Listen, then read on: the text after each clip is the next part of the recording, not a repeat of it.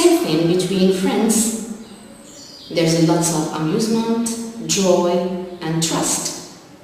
These sensations that are experienced by the humans and that make people feel good are called positive emotions. In the next pictures, we see something different: sadness and anger. These emotions are negative. They can be difficult and painful at times. So we don't really need to be psychologists to guess what people feel. We just need to look at their faces.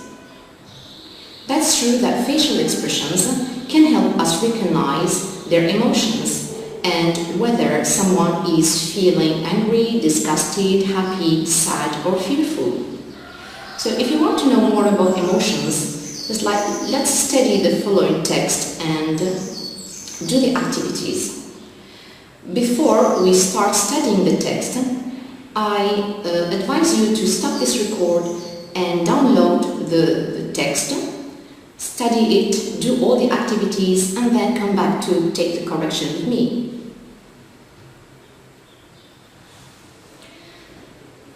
Here is the text.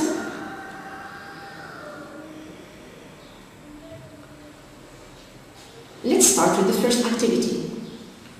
Choose the most suitable title to this text. So is it A, positive emotions and their effects? B, the impact of feelings on human behavior? C, the good effect of humor?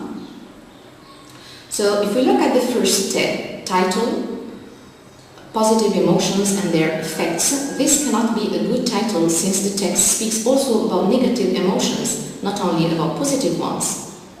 Concerning C, the good effect of humor is mentioned in the text but only in one paragraph, so this cannot be a suitable title for the text. So the correct answer is B, the impact of feelings on human behavior, that is to say, the effect of these feelings on our comportment. Let's move to the second activity. Say whether the following statements are true or false according to the text. So you read carefully the sentences and decide whether the sentences are true or false. Let's correct them. For the first sentence, love encourages people to fight against each other. This is not true because according to the second paragraph, love encourages people to fight the largest challenges and not against each other. B, hatred prevents us from discovering our inherent abilities. This is true because in paragraph 3,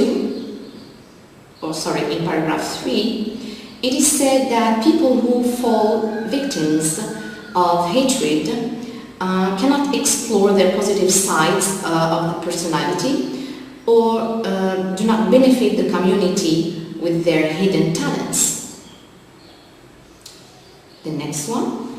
The feeling of fear can provoke danger in our life.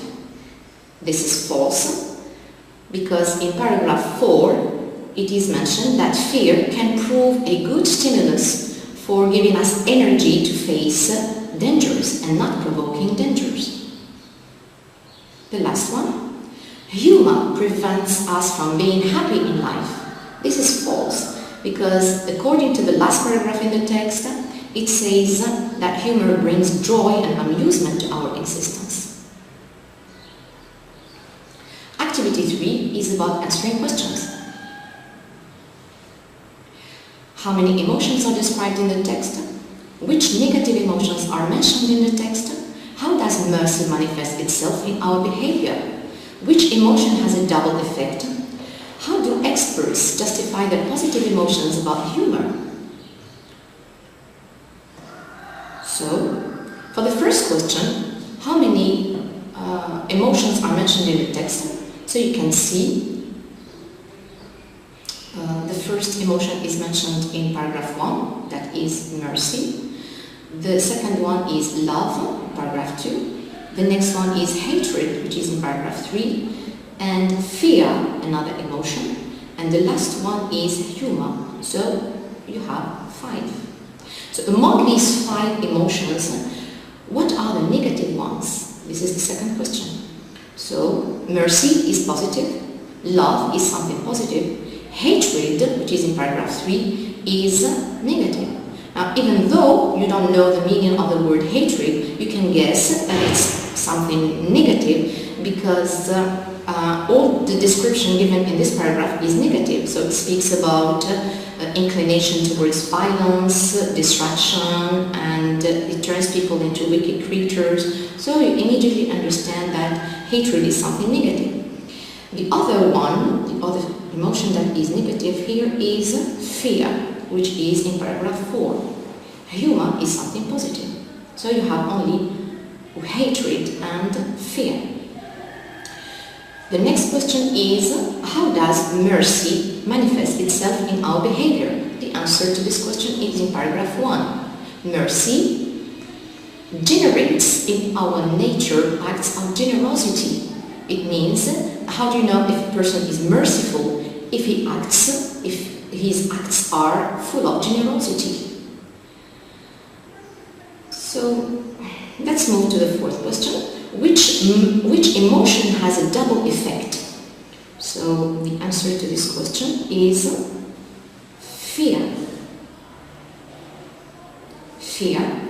So this is the only paragraph where the emotion has 2 sides, a positive one and a negative one. So the negative one first.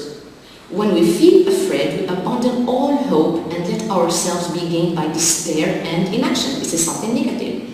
In other words, it weakens our capacities. And then immediately after this you have, in some cases, however, you see this is an opposition. So what comes after is positive. Fear might prove a good stimulus for releasing enough energy and face the harshest situations and so on. So fear has a double effect. Question E. How do experts justify their positive opinion about humor? The answer is in the last paragraph.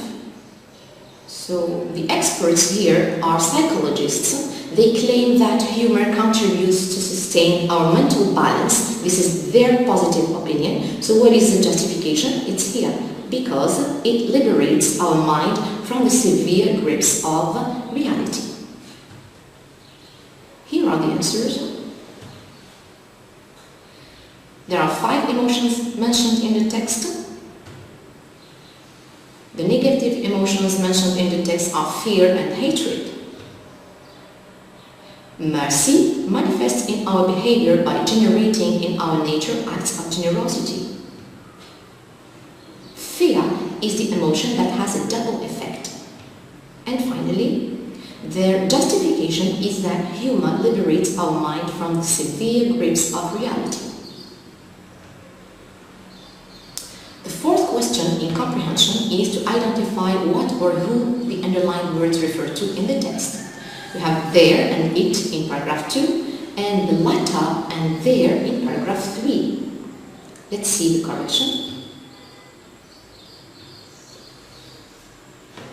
Neither their families nor nations will succeed to keep their stability. So their here refers to nations and nation. Of course, you don't need to keep the negations neither nor because the answer here should be positive. Families and nations. People find it hard to live without love. So what is hard in this sentence? It is to live without love. So it refers to the phrase to live without love. The reverse is true with hatred. The latter means the last element in the previous sentence, which is the opposite of the former, which is the first element in the sentence. So what is the last element in the previous sentence? Hatred. There, in this sentence, refers to the subject, the first subject of the sentence, the people who fall victims of hatred. So, if you answer the people, of course, it might not be sufficient because we need to specify who are these people. They are not all people, but especially the people who fall victims of hatred. So we have finished with comprehension. Let's start text exploration. The first task is about lexemes. Find in the text the words that are closest in meaning to the following words. So when they say closest in meaning, you understand immediately that we are talking about synonyms. Tendency in paragraph 3, give up in paragraph 4, hopelessness in paragraph 4. And then another part of this activity, find in the text the words that are opposite in meaning to selfishness in paragraph 1 and love in paragraph 3. Let's correct it. So the meaning of helplessness is despair. So one technique to have a correct answer in this activity is to pay attention to the category of the word given. Is it a noun? Is it a verb? Is it an adjective? And then you look for the same category for each of them. So as I said, hopelessness is the meaning of despair in paragraph 3. Tendency, to tend to do something, is an inclination. When you tend to do something, it means you are inclined to it. Give up, to give up is a verb, so to abandon is the meaning. Opposite words. What's the opposite of selfishness? It is generosity, because selfishness means egoism. Love is opposed to hatred as a noun. Task 2 is about vocabulary. So part A is about word classification and categorization. Let's read. Consider the following list of words and classify them according to the meaning they convey as being positive or negative. Then complete the table below. So the words are funny, stress, depressed, tragedy, humor, happy, hatred, worried, love, comedy, optimism, joy, pessimism, fear, mercy, and self-centeredness. So first of all, you classify these words as being positive and negative, and then you complete the table. You complete each table with the missing category. Correction. The positive words in this list are funny, which is an adjective. The noun is fun. Humor is given as a noun. Its adjective is humorous. Love is a noun. Lovely, its adjective. Comedy is given as a noun. Comic is the adjective. The noun optimism has optimistic as adjective. Happy is an adjective. Happiness is its noun. Joy as a noun. Joyful for the adjective. Mercy as a noun, merciful is the adjective. Concerning the negative words, you have the adjective depressed, whose noun is depression. Stress as a noun, stressful or stressed as an adjective. Self-centeredness is the noun, self-centered is its adjective. Tragedy and tragic as an adjective. Worried is the adjective, the noun is worry. Fear is a noun, its adjective is fearful. Hatred is the noun for the adjective hated. Pessimistic is the adjective for the noun pessimism. Question B in morphology is about word building. Let's consider the following example from the text. So when the writer spoke about fear, he says it weakens our capacities. So weaken here is a verb that was built up with the adjective weak plus en as a suffix to get the verb weaken. So as a follow-up, let's study the following passage carefully and classify the underlined words in the following table. Laughing helps you to strengthen your muscles. It enlightens your soul with positivity. it also softens your mood.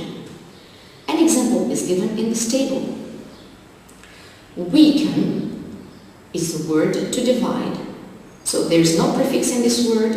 The root is weak, which is an adjective, and en is the suffix. You just do the same with the other words. Let's correct it. Strengthen has no prefix. The root is strength, it's a noun, en is the suffix. Enlightens, there's a prefix, which is en, light as a root, it's a noun, and en and s are two suffixes for this verb. Softens, there's no prefix, soft as an adjective, and en and s as suffixes.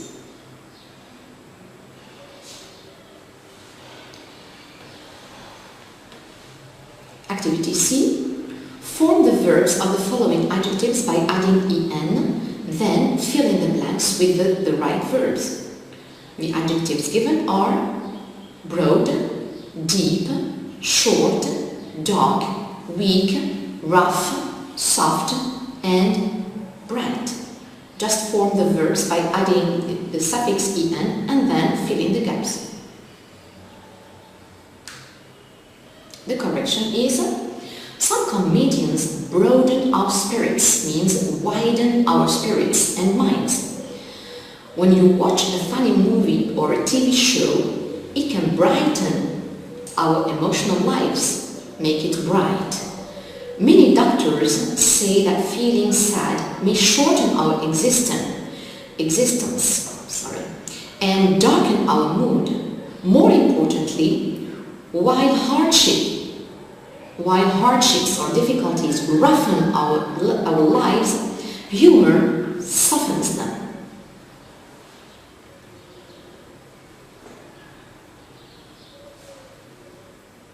Task 3 is about grammar.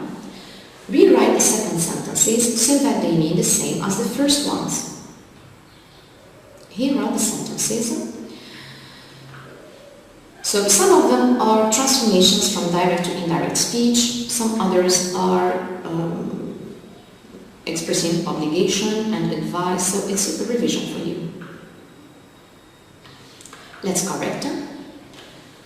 The first sentence is given in the indirect speech, so you have to turn it into the direct one. Psychologists say, put a comma and open the inverted commas, humor contributes to sustain our mental balance.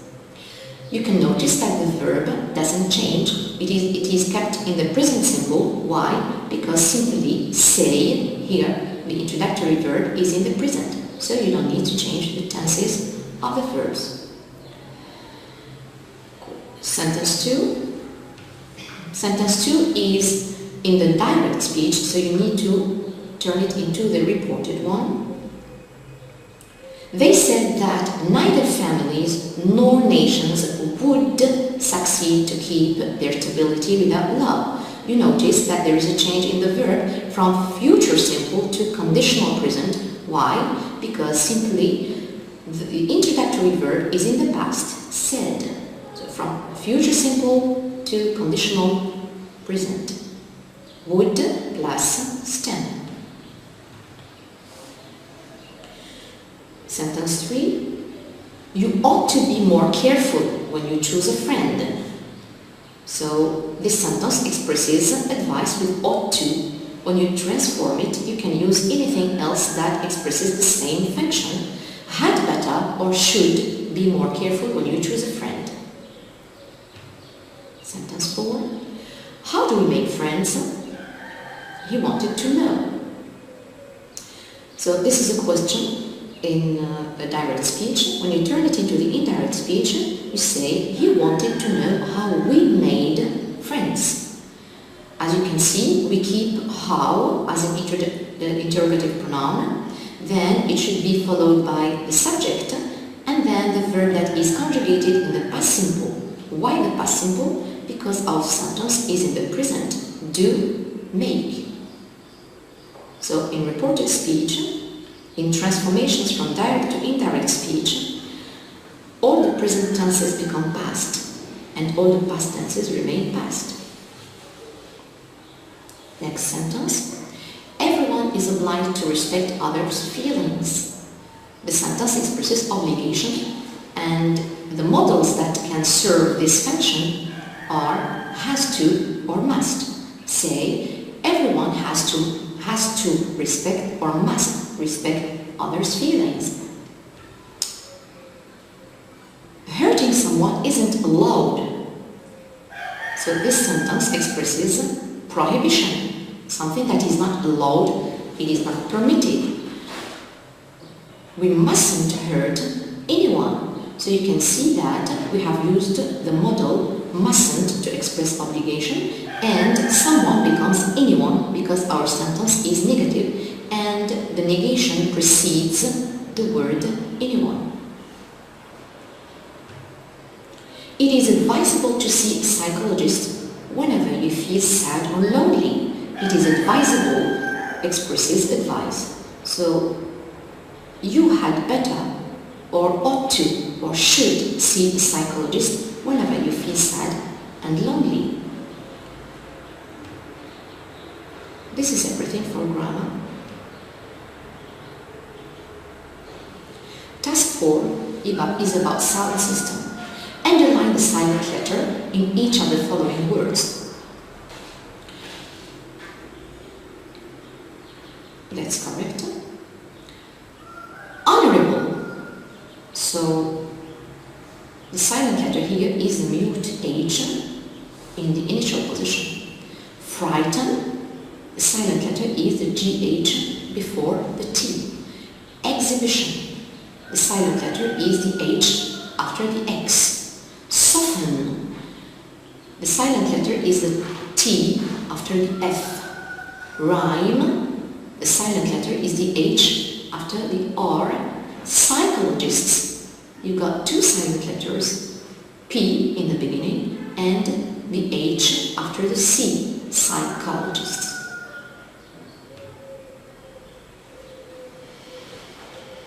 Ordering sentences so as to get a coherent paragraph.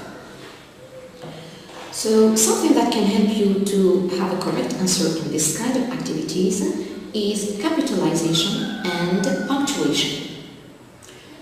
So which sentences here are start with a capital letter? As you can see, the B and the D. So you have eliminated C and A. Now, which one of the two can be the first one? Let's try to read. Here we have to resort to meaning. The great majority of them would rather let all of it out. So as you can see, there is a proform or reference word, so we don't know who are they, so this sentence cannot be the first. Necessarily, it is D. Few Americans consider it bad to show anger in public. There's a full stop at the end, so necessarily there should be something that starts with a capital letter, and it is B. The great majority of them would rather let all of it out. There is no capital letter, the sentence is continuing. So this can be A or it can be C. Again, you have to resort to meaning. Let's try with A and say what they feel, then bottle it up inside. Let's see all the sentences together. The great majority of them would rather let all of it out and say what they feel, then bottle it up inside. So rather than go together. This sounds good. So the answer is D, B, A, and C. Part 2, written expression. So in back exams, you are asked to choose one of the following topics, but I advise you to do the two topics at home. Topic 1. It is said that men and women do not express their feelings and emotions in the same way in both happy and sad occasions. So you will have to write a newspaper article of about 80 to 100 words in which you compare between them. use the following notes. Men are described as being introvert, which means they hide their feelings. They have self-control. They don't panic whenever there is a sad event or an accident or a disaster. And this helps them to have the possibility to protect their family members and show more concern and even offer help to the people around them. In the contrary, women are described as being extrovert. This means that they show their feelings easily. They are not ashamed to cry. They express their sadness in public. They lose self-control when there is a disaster. And they are not ashamed to kiss each other and also to hug. Okay, so you start by writing an introduction that should be stated from the topic itself, and then you can write 2 paragraphs, one for the description of men and the other one for the description of women. Don't forget to use connectors, link words that express addition, because you will need to add IDs, similar IDs to others. Also express opposition since you are comparing. And don't forget to finish your work with an introduction, a conclusion, sorry. Topic 2. This one is a free topic. Parents are responsible for teaching their children ethics. Write a speech of about 80 to 100 words in which you explain how important this is to make them contribute to build an orderly and peaceful society.